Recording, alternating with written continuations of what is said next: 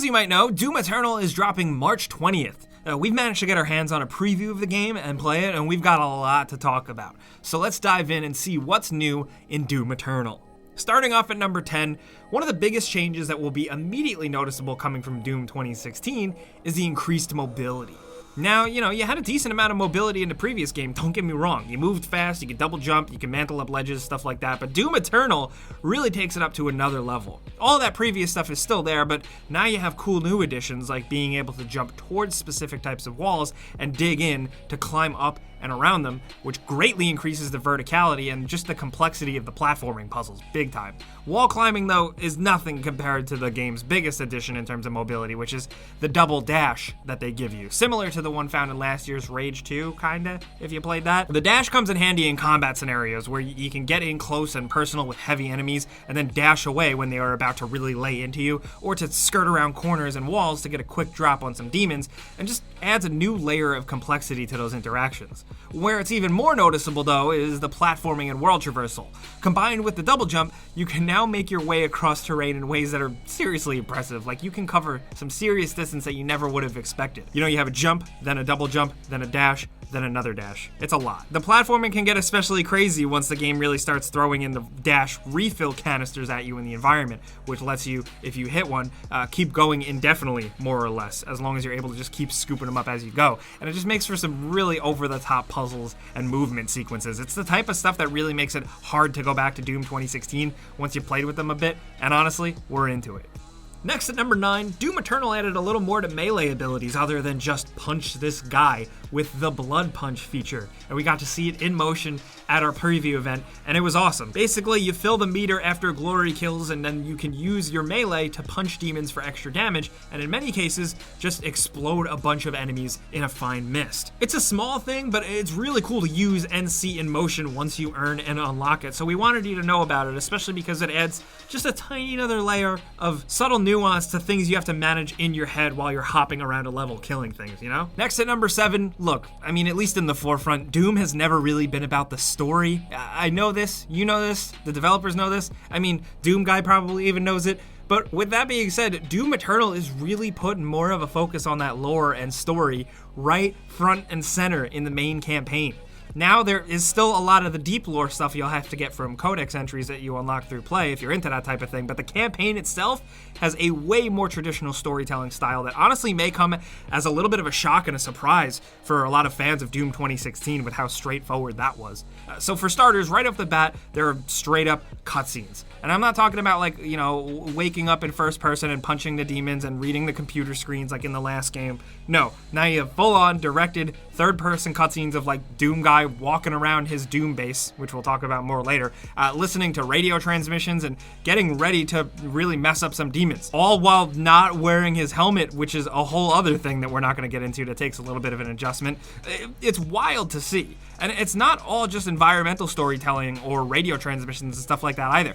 There are a lot of NPCs that you encounter throughout the game, at least in the parts that we played. And to the game's credit, Doom Guy still doesn't talk. He is, however, pretty comfortable with just milling about while a Ghost King spouts exposition at him for a few minutes about hell on earth and how there's nothing he can do to stop it, or even running into another person who was fighting off the demons who has since given up and settled into a life of hiding. It's definitely a little weird and kinda unexpected, but the increased focus on story is cool, and the developers have said that if you want to just ignore it all and shoot demons in the face the whole time instead, you absolutely can, which might be the way to do it, but some of this world building is kind of interesting so far. Now over at number 6, Doom 2016 looked great. Obviously, even now, it's still a total looker on PC. But much like everything else in Doom Eternal, the graphics too have been really beefed up as well. For starters, Doom Eternal is the first game running on id Tech 7, the studio's newest engine, which is said to feature 10 times the geometric detail of its predecessor. It offers higher fidelity textures, features unified HDR lighting and shadowing, multi-PBR material compositing, blending and painting, as well as just overall improvements in image quality, geometric detail, and global illumination. Now, one of the biggest improvements over id Tech 6, though, is the ability to have destructible demons, which is exactly what it sounds like. Demons in Doom Eternal are, to put it simply, skeletons with meat on them, and as you damage them, that meat actually comes flying off, and you can really see the impact you're having on them. It's incredibly gory and gross, and honestly is so cool to look at, especially when you're doing crowd control and you're trying to figure out where you should concentrate fire. Another big way Doom Eternal will differ from its predecessor is with the addition of ray tracing. Now, it's important to note that the game won't have that feature at launch, but it has said in several interviews that implementing ray tracing and support for NVIDIA's RTX cards is a priority and will come sometime after release. When that time is anyone's guess at this point, but it's good to know it's in the works. Because over at number 5, if you remember the launch of Doom 2016, you may remember that the multiplayer side of things were a little, less than ideal. Last time around, it didn't take on development of the multiplayer aspect of the game, instead focusing just on the single-player campaign and outsourcing all things multiplayer to Certain Affinity, a development studio that primarily does that sort of multiplayer development for games like, Halo Anniversary, Master Chief Collection, Call of Duty Ghosts, stuff like that. However, after the troublesome launch, it took back the reins and took over multiplayer development itself. For Doom Eternal, it is handling the development from the start and has instead reworked the PvP into something new called Battle Mode. Battle Mode takes a lot of stuff from the campaign and makes an asymmetrical mode where 2 demons will fight 1 Doomslayer, encouraging quick thinking and teamwork depending on what side you're on. The developers have stated that they don't want Doom Eternal's multiplayer to become that which is what we're all used to, where it comes down to who has the quickest trigger finger, and focus on teamwork and creative thinking and their way around that, which honestly seems like a pretty cool way to handle it without going the whole 4 vs 1 Dead by Daylight style of asymmetric multiplayer, which, we're just really interested to see how this one pans out.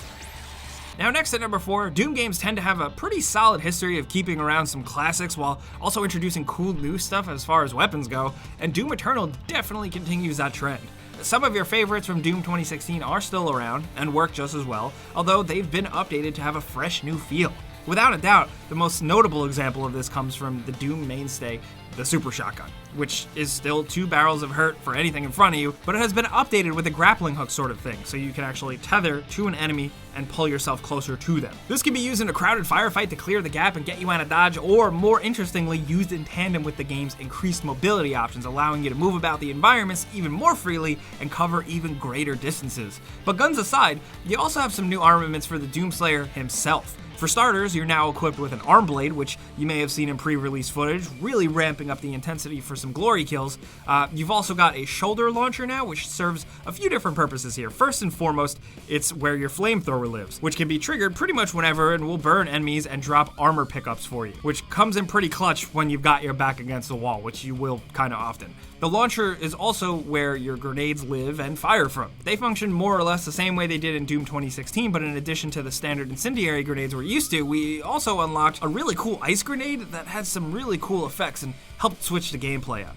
Coming down to the final 3, whereas Doom 2016 took place on Mars or in Hell, Doom Eternal will still feature Hell, assuredly, but Mars is no longer really the focus. And instead, we'll have new locations like Mars's moon Phobos, and most notably, a literal hell on Earth. And we gotta say, it's pretty cool. It's not just like they remade a bunch of hell levels and said, this is Earth now. No, there's a really good sense of, this is a place I know that has now been ravaged to the point where it's almost unrecognizable. And you can see signs of the struggle that led there. Buildings, the whole cities are in ruins. Massive Godzilla-sized demons roam the Earth's surface freely. And you can even see the remnants of the battles that humanity lost. Giant mech suits lie in ruin, clearly bested by the hordes of demons that just laid waste to everything in their way. And all of that stuff factors directly into the level design, functioning as terrain and even serving as pieces to be used in puzzles to progress forward. It's just a really cool look, straight up, that manages to both feel fresh and new compared to the Mars of Doom 2016, while also feeling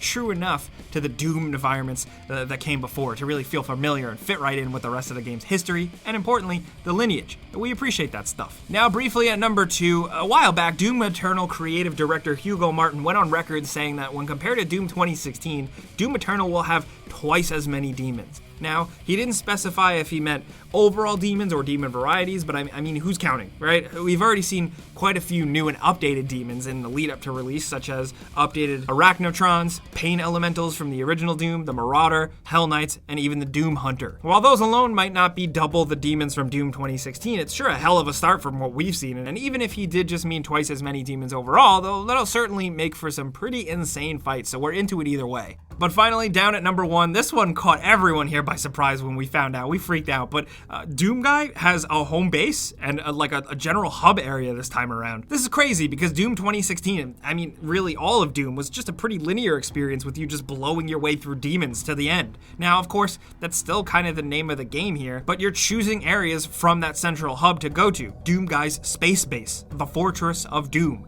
Yes, it is actually called the Fortress of Doom, and it's floating in orbit above the demon-ravaged Earth and is full of all sorts of good stuff. Like we said, it's where you prep for campaign missions and jump through your portal to the next mission, but really, it's a lot more than that. Throughout the game, you collect these Sentinel batteries that you then bring back to this big central room, and then you can use them to unlock a whole bunch of stuff that are locked in chambers ranging from weapon upgrade modules, upgrade crystals, Praetor suit tokens, and we even saw the OG Doom 1993 costume in one of the chambers. So they're really putting some really cool stuff in there to incentivize you to go out, collect these batteries, and then come back to get stuff, which is all made even more doable with the introduction of a fast travel system. The Fortress of Doom also has an elevator that takes you down to the Demon Prison, which is a no-risk training area where you're free to practice and perfect your skills against demonic hordes without the possibility of losing anything important. Think of it like the X-Men's Danger Room. You know, it's a really fun way to really get the new mobility down, and the area and its demons will apparently change as you progress through the game, which is pretty cool if you ask us. Now, we're not sure how much of the Fortress of Doom we saw in our play session, but from our brief time with it, it felt way bigger than you would expect, and we're really interested to see how big it actually ends up once we get our hands on the full game, which, like I said, is dropping in March, and we're going to be making plenty more videos up until then about Doom, so be sure to keep your eyes peeled. We'd love to hear what you guys think about Doom Eternal from the recent preview news that have come out. A lot of outlets have been able to touch it. What are you thinking about this game? It's our most anticipated, but we'd love to know what you guys think down there in the comments. Of course, if you like this video and maybe learned something, clicking the like button is the best way you can help us out. And if you're new, consider subscribing and hitting that notification bell, because we put out videos every single day. But as always, thanks for watching. We'll see you guys next time.